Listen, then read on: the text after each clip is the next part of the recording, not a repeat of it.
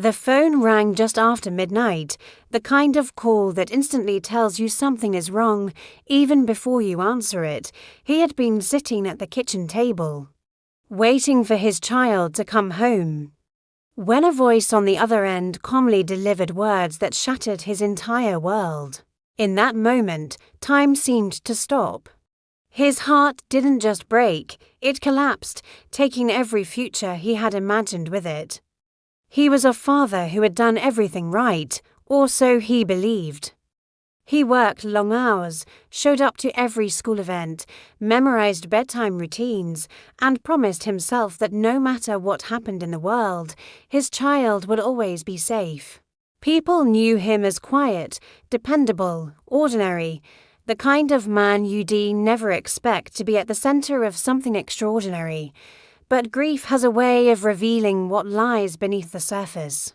As shock slowly turned into unbearable pain, and pain into unanswered questions, something inside him changed.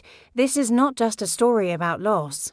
It is the story of what happens when a father refuses to accept a truth that doesn't make sense, and how one broken heart set off a chain of events that would shock everyone who thought they knew him. He stood alone in the hospital corridor long after visiting hours had ended, staring at the flickering fluorescent light above him, as if it might explain how everything had gone so wrong. Just a few hours earlier, he had rushed through these same halls with hope pounding in his chest, believing that love and prayers would somehow be enough. Now there was only silence, broken occasionally by the distant sound of medical equipment and the soft footsteps of nurses who avoided eye contact. In his hands, he held his phone, the screen cracked from where it had slipped from his fingers earlier that day, showing the last unread message from his son. He hadn't opened it yet. He wasn't sure he could. His heart felt split in two, one half drowning in grief, the other burning with questions that refused to rest. He had always believed that being a good father meant working hard, providing stability, and staying out of trouble. He worked long hours, sometimes double shifts, convincing himself that sacrifice was love. He missed school plays, birthdays, and late-night talks, promising himself there would be time later. His son never complained. He was quiet, respectful, and carried a sadness in his eyes that his father noticed too late. Friends would say, "You raised a good kid," and he would nod with pride, unaware of how much he didn't know about the life unfolding right under his roof. The day everything broke began like any other, a rushed breakfast, a distracted reported news playing in the background, a quick goodbye at the door. His son hesitated for a moment before leaving, as if he wanted to say something important, but the father was already checking his watch, already thinking about work. "We'll talk later," he said casually. Those words would echo in his mind again and again, becoming heavier with every passing hour. Later never came. When the call arrived, it didn't feel real. At first, he thought it was a mistake, that the calm voice on the other end had the wrong number, but as details emerged, his legs gave out beneath him. He remembered sitting on the edge of his bed, struggling to breathe, his hands shaking so violently he couldn't hold the phone. The world he knew collapsed in an instant, replaced by a reality he wasn't prepared to face. His son was gone, and no explanation could ever make sense of it. In the days that followed, grief settled into his life like a permanent shadow. The house felt unbearably quiet. His son's room remained untouched, frozen in time, every object carrying memories that cut deeper than words ever could. He found himself standing in the doorway at night, staring at the bed, replaying conversations, searching for signs he had missed. Guilt crept in slowly, then all at once, wrapping itself around his chest until it felt impossible to breathe. He blamed himself for not listening, for not seeing the pain his son had hidden so well. But grief wasn't the only thing growing inside him. As unanswered questions piled up, anger began to take root. Stories didn't add up. Details were brushed aside too quickly. People offered sympathy, but no real answers. The more he pushed for the truth, the more resistance he encountered. It felt as if the world expected him to mourn quietly and move on, but he couldn't. Something deep inside him refused to accept that this was the end of the story. Late one night, unable to sleep, he finally opened the message on his phone. The words were short, but they hit him harder than anything he had experienced before. His son had been afraid, not just sad, not confused afraid. Reading it shattered whatever was left of his denial. In that moment, something inside him changed. He realized that his role as a father hadn't ended with loss, if anything. It had just begun. He wiped his tears, straightened his shoulders, and made a silent promise to himself. He would find out what really happened. He would ask the questions no one wanted to answer. He would dig where others told him not to. This wasn't about revenge, at least not yet. It was about truth, and whatever that truth revealed. He knew one thing with absolute certainty: the man he had been before that day no longer existed. He stood alone in the empty parking lot long after the crowd had gone, the echoes of the courtroom still ringing in his ears. The verdict had been read, the words cold and final, and with them came the crushing realization that the system he had trusted had failed him completely. The man responsible for his daughter's suffering walked free, surrounded by lawyers and quiet smiles, while he was left holding nothing but grief and unanswered questions. His hands trembled, not with weakness, but with a restrained fury that had been building for months. In that moment, something inside him shifted. He realized that if he waited for justice, he would wait forever. The days that followed blurred together in a painful routine. He woke before dawn, sat at the kitchen table where his daughter used to eat breakfast, and stared at the empty chair across from him. Every object in the house carried her presence: the mug she liked, the sweater she forgot on the couch, the small notes she used to leave on the fridge. Friends tried to visit, offering words of comfort, but their voices felt distant and hollow. They told him to move on, to find peace, but peace felt like betrayal. How could he move on when the man who destroyed his family slept comfortably every night? One evening, as rain streaked down the windows, he opened an old box of photographs and documents he had avoided for weeks. Inside were police reports, court transcripts, and handwritten notes he had taken during endless interviews. At first, he intended only to relive the memories, but as he read more carefully, patterns began to emerge. Details that had been dismissed as irrelevant suddenly felt important. Timelines didn't align. Witness statements contradicted each other in subtle but telling ways. The more he read, the more his grief began to transform into focus. He started spending nights researching, teaching himself things he never imagined he would need to know. He learned how investigations were supposed to work, how evidence could be overlooked, how powerful people could influence outcomes without leaving obvious traces. He didn't see himself as a vigilante, he saw himself as a father doing what no one else would. Each new discovery fueled his determination, and for the first time since the tragedy, he felt a sense of purpose returning. Weeks passed, and his quiet obsession began to reshape his life. He quit his job, claiming he needed time to recover, though in truth he was preparing. He mapped routines, documented movements, and connected dots that others had ignored. He revisited places tied to the case, standing silently where his daughter had last been seen, forcing himself to face the pain head-on. The town went on with its normal rhythm, unaware that one broken man was slowly unraveling a truth buried beneath lies and convenience. There were moments of doubt, late at night when exhaustion crept in and fear whispered that he was going too far.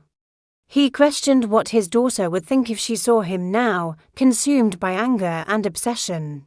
But then he would remember her laugh, her trust in the world, and the way that trust had been shattered.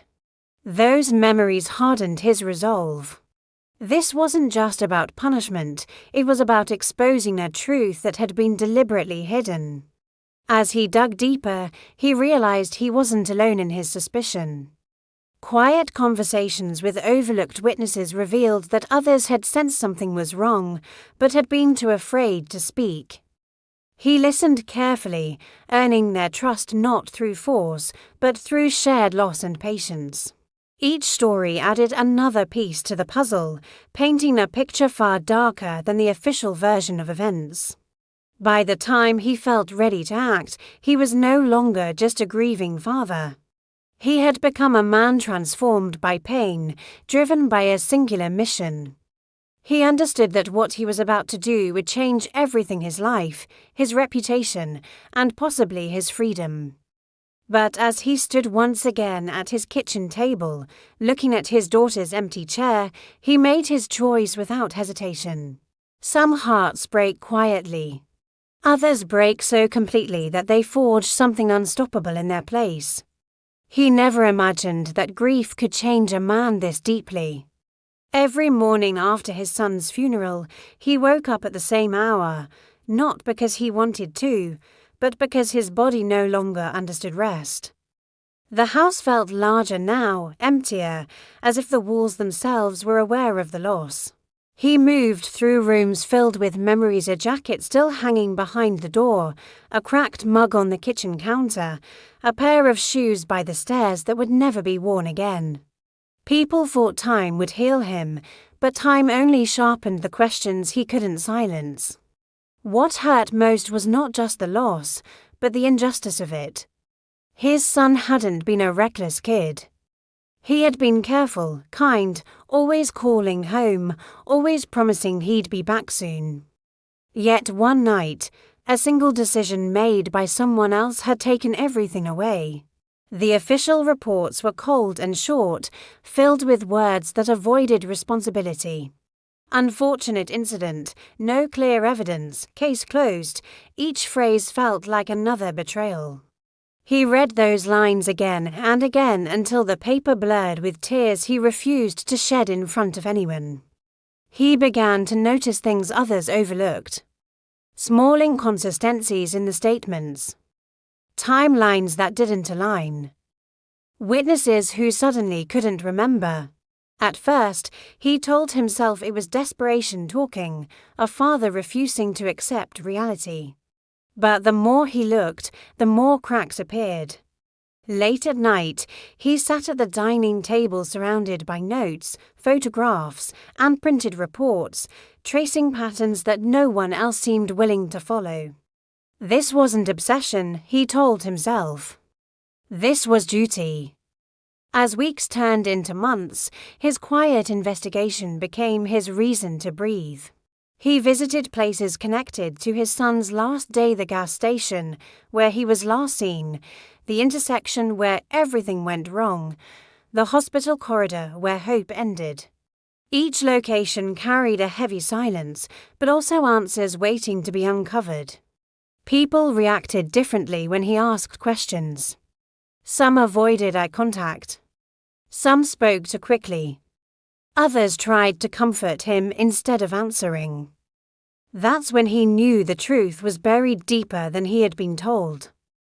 One evening, an older man approached him outside the courthouse. His voice was low, almost trembling, as if afraid of being overheard. He said he had seen something that night, something that didn't match the official story. He hadn't come forward earlier because he had been warned, indirectly but clearly. The father listened without interrupting, his heart pounding with a mix of anger and hope. For the first time since the funeral, someone had acknowledged what he had felt all along, that the truth had been deliberately hidden. That conversation changed everything. The father realized this wasn't just about one careless mistake, it was about power, influence, and people protecting themselves. He went home that night and packed away his grief, replacing it with resolve. He understood now that no one was coming to fight this battle for him. If justice was going to be served, he would have to become someone he never planned to be: persistent, fearless, and unyielding. He started reaching out quietly, documenting every lead, recording every conversation with careful precision. He learned how systems worked, how cases were buried, and how silence was often bought with fear. Friends worried about him, telling him to let go, to move on. But he couldn't. Moving on felt like abandoning his son a second time. This wasn't revenge, he told himself. This was about making sure his child's life mattered, that his death wasn't reduced to a footnote. The man he was becoming frightened him sometimes. He noticed it in his reflection: eyes sharper, posture firmer, patience thinner. But beneath it all was the same heart, broken yet determined. He knew the path ahead would cost him comfort, peace, and possibly everything else he had left. Still, he walked forward. Because turning back was no longer an option. His son's voice lived in his memory. Steady and trusting, and he owed him the truth no matter what it took. He stood in the hallway outside the courtroom, staring at the heavy wooden doors as if they were the final barrier between the man he used to be and the man he was becoming.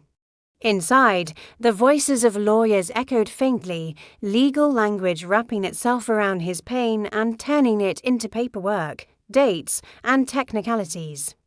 This was supposed to be the moment when things felt fair, when truth finally mattered more than influence, but instead, he felt hollow. His hands trembled, not with fear, but with the weight of understanding that justice, as promised to him, was never guaranteed. When the verdict was read, he didn't hear most of the words. He only heard the sentence that mattered, the one that said the person responsible would walk free due to lack of evidence. No punishment. No consequences. Just a polite closing of the case. People around him reacted quietly, some shocked, some unsurprised, but he stood frozen.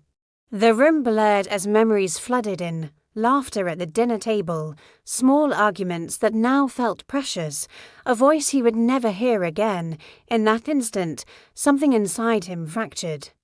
Not loudly, but completely. He left the courthouse without speaking to anyone. Reporters tried to approach him. Microphones pushed forward, questions spilling out about his reaction. About whether he trusted the system. He ignored them all. Words felt useless now. That night, he sat alone in his house, surrounded by objects that once meant comfort and now felt like accusations. Every photo on the wall asked the same silent question: what are you going to do now? Sleep didn't come easily. When it finally did, it brought no rest, only dreams filled with unfinished conversations and moments he wished he could rewrite. By morning, he was exhausted but clear-minded. The grief was still there, but something else had joined it: resolve. If the system refused to act, he would not simply sit and wait. He wasn't looking for violence, but he was done being powerless. He began quietly, carefully. He revisited every detail of the past months, every document, every statement, every inconsistency that had been overlooked or dismissed. He spoke to people no one had bothered to interview: the first-time neighbors, co-workers, acquaintances who had been considered irrelevant. He listened more than he spoke. Slowly, patterns began to emerge. Small lies. Convenient forgetfulness. Timelines that didn't quite align. It wasn't dramatic, but it was real. At the same time, his personal life began to change. Friends noticed he was distant, more focused, less willing to engage in small talk. He stopped explaining himself. He didn't need approval anymore. What mattered was purpose. Even his job began to feel secondary, a necessary background task, while his real work happened in the margins of his life. Late nights were spent researching, connecting dots, building a quiet case of his own. There were moments of doubt. Times when he questioned whether he was chasing ghosts, whether this path would only deepen his pain. But each time he considered stopping, something pulled him forward, a memory, a name, a promise he had never spoken out loud but carried with him every day. He wasn't trying to replace the law, he was trying to force it to see what it had ignored. Weeks turned into months.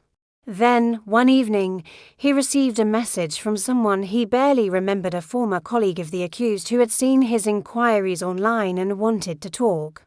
They met in a small diner, sitting across from each other under flickering lights. The man was nervous, constantly checking the door, but eventually he spoke. What he shared wasn't proof on its own, but it was confirmation. Someone had lied. Deliberately. That conversation changed everything. For the first time since the verdict, he felt something close to hope, not the soft, comforting kind, but the sharp, dangerous kind that demanded action. He knew now that the truth existed. It had simply been buried. And if it could be uncovered, everything could change. As he drove home that night, the city lights blurred past his windshield, and he realized this journey was no longer just about his loss. It was about accountability. About showing that silence and influence couldn't erase responsibility forever. He didn't know how long it would take or how far he would have to go, but he knew one thing with certainty: he wasn't finished. Not even close. He stood alone in the empty parking lot long after the crowd had gone, the echo of his own footsteps sounding heavier than they should have.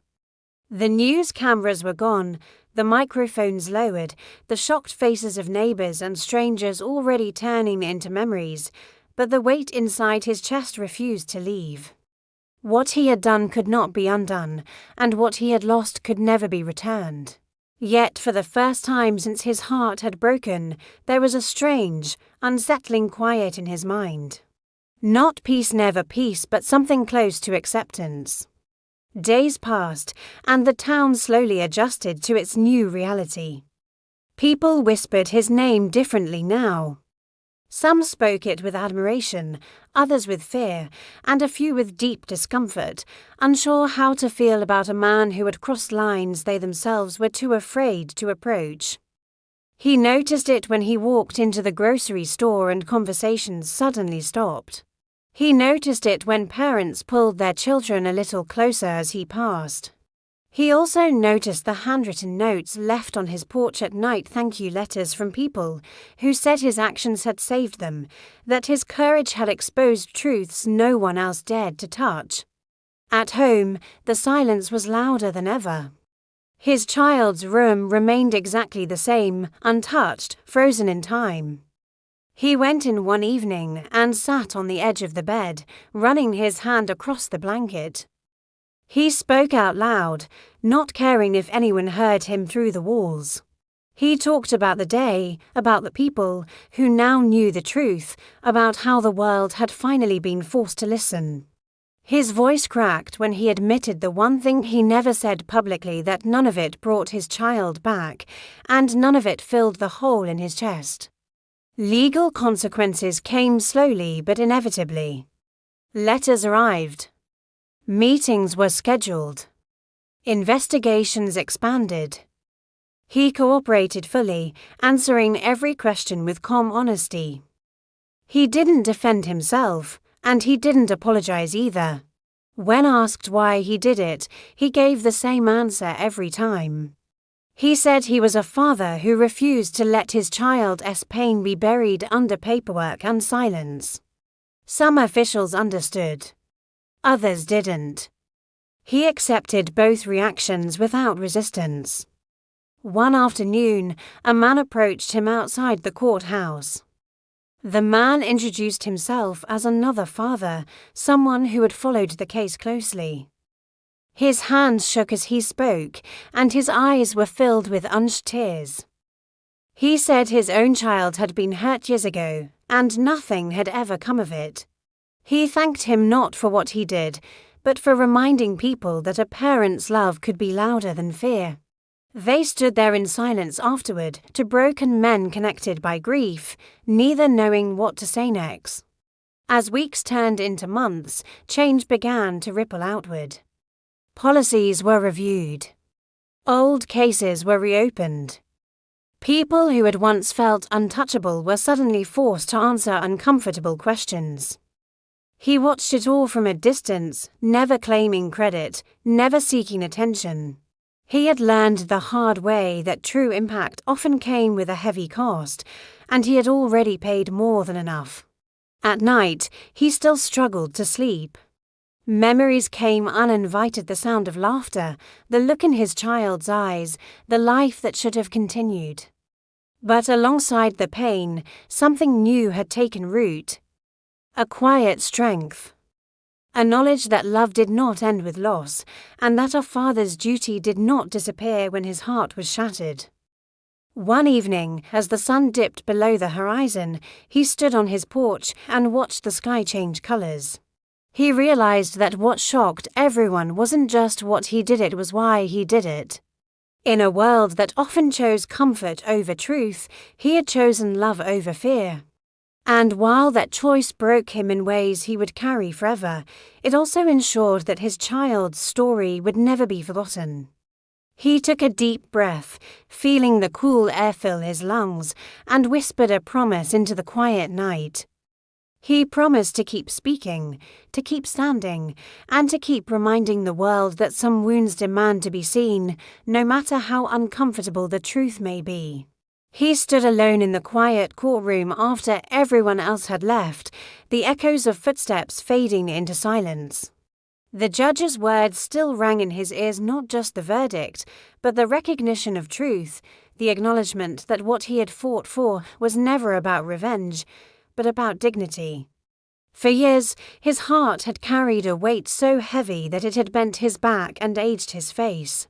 Now, for the first time since his world had shattered, that weight began to lift, not disappear, but soften. Outside, reporters waited, cameras ready, questions prepared. They wanted a headline. A dramatic quote, something sensational. He paused at the door, took a breath, and stepped out. The flashes came instantly. Someone shouted his name. Another asked if he felt satisfied. He didn't answer right away. He looked straight ahead, his voice steady when he finally spoke. He said he wasn't here to shock anyone, that he had only done what any father would do when love is pushed to its breaking point. Then he walked away, leaving them with nothing dramatic, only honesty, in the days that followed. His story spread far beyond the courtroom. People argued about it online, debated his choices, praised his courage, and criticized his methods. He didn't read the comments, instead. He returned to the small house that had once felt like a tomb of memories for years. He had avoided certain rooms, certain drawers, certain corners where pain lived. Now, slowly, he began to open them again. He found old drawings, school notebooks, a jacket that still smelled faintly of childhood. He sat on the floor and cried, not the desperate, suffocating tears of before, but quiet ones that came with remembrance rather than despair. One afternoon, a letter arrived. It was from someone he didn't expect, one of the people who had once stood against him. The letter wasn't an apology, not fully, but it acknowledged wrongdoing, fear, and regret. He read it twice, then folded it carefully. Forgiveness didn't come instantly. And he knew it might never come completely, but something shifted inside him. He realized that holding on to hatred had kept his heart frozen in the worst moment of his life. Letting go, even a little, felt like stepping back into the light. He began speaking privately to other parents, other families who had been broken by injustice, loss, or silence. He didn't give speeches. He listened. He shared his story not as a guidebook, but as a warning and a reminder that pain can either consume you or transform you, depending on what you choose to do with it. Some nights he still woke up from dreams where everything went wrong again. Healing wasn't a straight line, and he knew that now, months later, he stood at a small memorial, alone. Placing fresh flowers where his heart had learned to break and rebuild at the same time, he spoke. Softly, as if the wind might carry his words where they needed to go. He said he had tried to be strong, that he had failed sometimes, that he hoped the choices he made honored love more than anger. There was no answer, but there was peace in the quiet. As he walked away, the sun dipped low. Casting long shadows across the ground, he realized that his heart would always carry scars, but scars meant survival. They meant he had loved deeply, fought fiercely, and refused to stay silent. His story wasn't about shock anymore.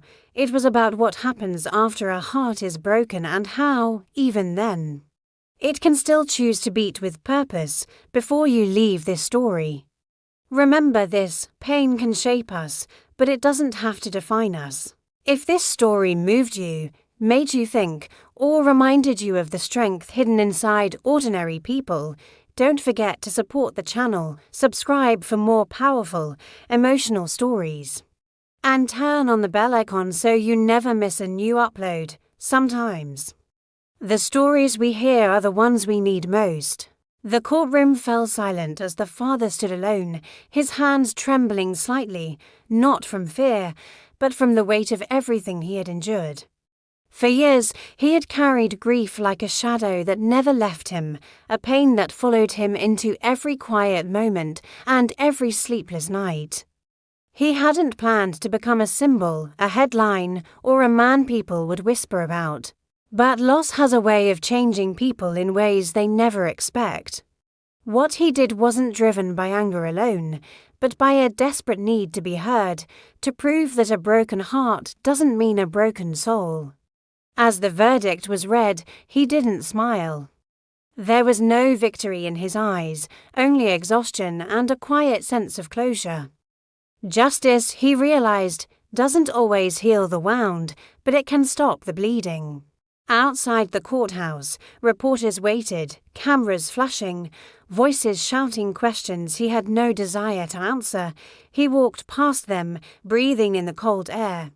Feeling something unfamiliar rise in his chest, peace, not happiness, not relief, but acceptance. He returned home to a house that still echoed with memories, a photograph sat on the shelf, edges worn from being held too often.